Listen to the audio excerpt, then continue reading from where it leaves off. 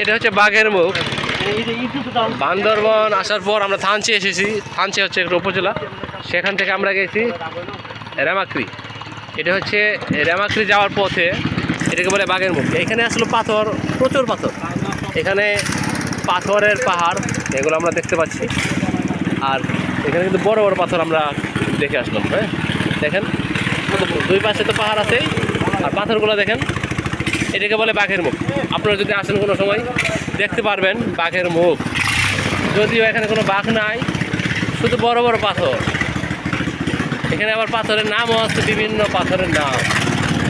কিছু কিছু পাথরের নাম আছে নাকি রাজা পাথর, যেটা হয়তো বা সবচেয়ে বড়, সেটার নামই রেখেছে রাজা পাথর। আপনারা দেখতে থাকুন, সামনে দুইটা বিশাল বড় পাথর আসতেছে, দেখুন আপনারা।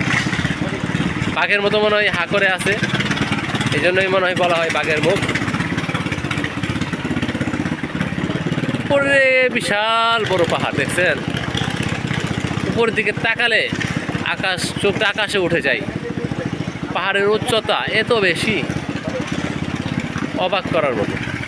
দেখেন এই যে পাহাড়, এটাকে মনে হয় রাজা পাথর বলা হয়। কত বড় পাথর! ও রাজা পাথর কোনটা? সামনেটা, এই সামনেটা হচ্ছে রাজা পাথর। দেখেন সেখানে একটা নৌকা স্ট্রাগল করতেছে, স্ট্রাগল করে গেল।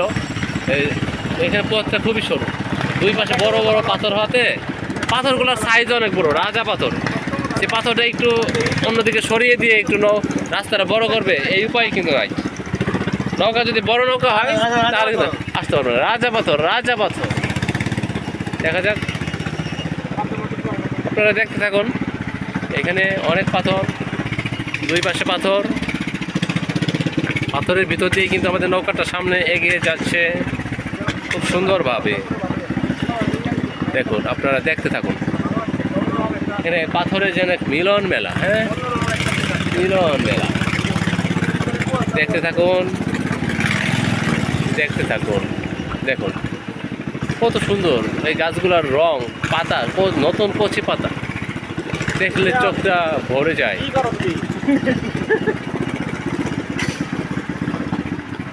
সামনে চারদিকে পাথরের মেলা, সামনে পাথর আর পাথর। দেখেন, দেখেন পাথর, কি পাথর!